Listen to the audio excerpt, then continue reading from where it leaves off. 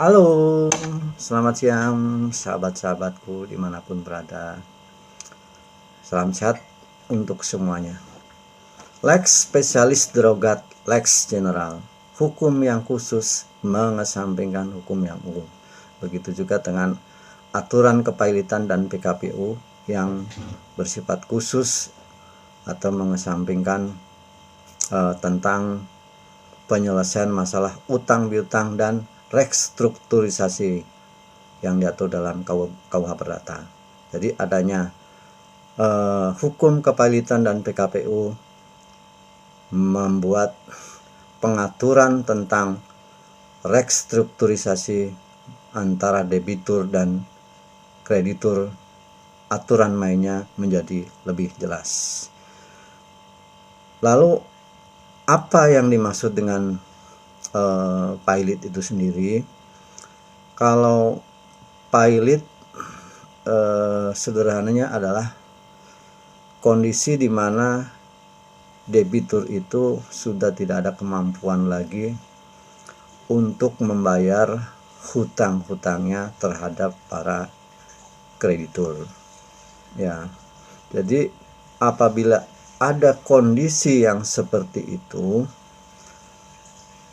negara membuat aturan atau memfasilitasi adanya PKPU dan kepailitan. Ya, kalau PKPU itu singkatan dari penundaan kewajiban pembayaran utang. Ya, manakala ada debitur yang tidak mampu bayar utang atau bisa juga memang tidak mau bayar utang, ya ada baiknya diselesaikan juga melalui sarana PKPU. Nah, di mana penyelesaian PKPU dan kepailitan itu dilaksanakan? Ya, kalau di Indonesia kita memiliki pengadilan yang bernama adalah pengadilan niaga. Semangat yang ada di dalam PKPU itu sendiri adalah semangat untuk merestrukturisasi utang-utang tersebut.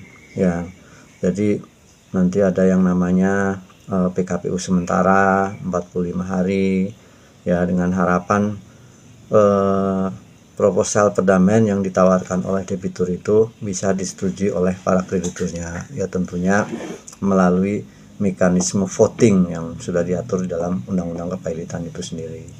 Ya, apabila dalam 45 hari tidak tercapai kesepakatan, dilanjutkan dengan perpanjangan untuk PKP untuk 270 hari maksimal itu ya. Itu juga harus ada kesepakatan di dalam proposal perdamaian itu. Nah, kalau sebelum 270 hari itu sudah disepakati mengenai bagaimana penyelesaian utang dari debitur kepada kreditur itu, ya, misalnya dalam waktu sekian tahun, cara pembayarannya gitu kan, kemudian aset-aset yang menjadi jaminan itu apa saja, yang intinya bahwa rencana proposal perdamaian sendiri itu sudah dibahas, dipelajari oleh para pihak antara debitur dan kreditur, kemudian telah disepakati, kemudian selanjutnya disahkan oleh pengadilan untuk dilaksanakan. Nah, kemudian bagaimana kalau misalnya proposal perdamaian itu ternyata tidak disetujui oleh kreditur atau votingnya kalah si debitur ini, ya tentu saja secara hukum akan jatuh pailit, ya. Jadi kalau sudah dinyatakan pailit, maka secara otomatis bahwa akan berlaku sita umum. Jadi semua aset-aset debitur itu akan di bawah kendali oleh kurator. Jadi terhitung mulai dijatuhkan putusan pailit jam 00 malam, semua aset-aset debitur itu di bawah kendali kurator. Kemudian kurator sesuai kewenangannya secara undang-undang akan melakukan pemberesan terhadap harta paili tersebut, ya.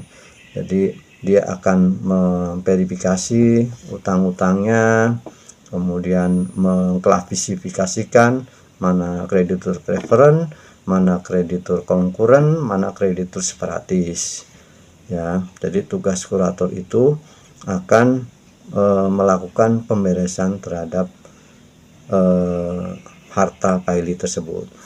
Hal yang penting yang ingin saya sampaikan terkait masalah undang-undang kepailitan dan PKPU ini sendiri adalah bahwa di dalam undang-undang kepailitan kita itu mengenai batas untuk mengajukan permohonan pailit itu sampai sekarang tidak diatur atau tidak diatur di dalam undang-undang kepailitan. Jadi ini membuka celah kepada pihak-pihak yang memang punya itikat buruk untuk mempailitkan perusahaan. Yang penting ada 2 syarat: utang yang belum dibayar, 1 sudah jatuh tempo dan utang tersebut bisa dibayar. Nah, berbeda dengan kepailitan yang di negara-negara lain, ya, yang seperti di Amerika, di Inggris, di Australia. Nah, itu sudah ada pembatasan mengenai jumlah hutang yang boleh dijadikan dasar untuk mengajukan pailit. Nah, ini nanti mudah-mudahan untuk revisi undang-undang kepailitan dijadikan bahan pertimbangan untuk keadilan bersama baik kreditur maupun debitur, karena banyak sekali kasus-kasus di kita di Indonesia ini perusahaan yang masih punya kemampuan bayar dan utangnya itu sedikit, hartanya jauh lebih banyak dipailitkan oleh krediturnya. Ini sangat merugikan kepada kreditur-kreditur lain. Nah, itu permasalahan masalah batas nilai piutang untuk mengajukan permohonan pailit.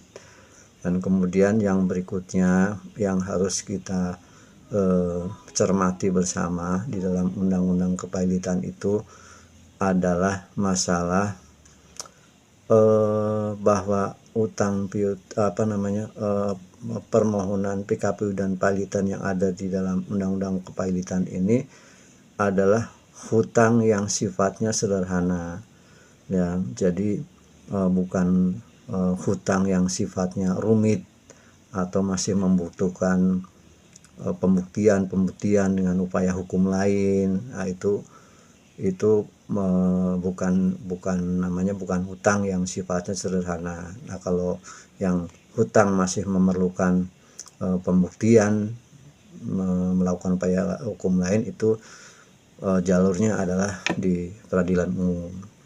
Nah, kemudian adanya surat edaran Mahkamah Agung nomor 3 tahun 2023 ini adalah hal yang baik menurut saya, karena surat edaran tersebut mengatur bahwa pengembang atau developer apartemen dan rumah susun itu tidak bisa dipailitkan. Artinya negara hadir melalui peraturan perundang-undangan, ya, walaupun berbentuk SEMA, untuk melindungi para konsumen, gitu. Jadi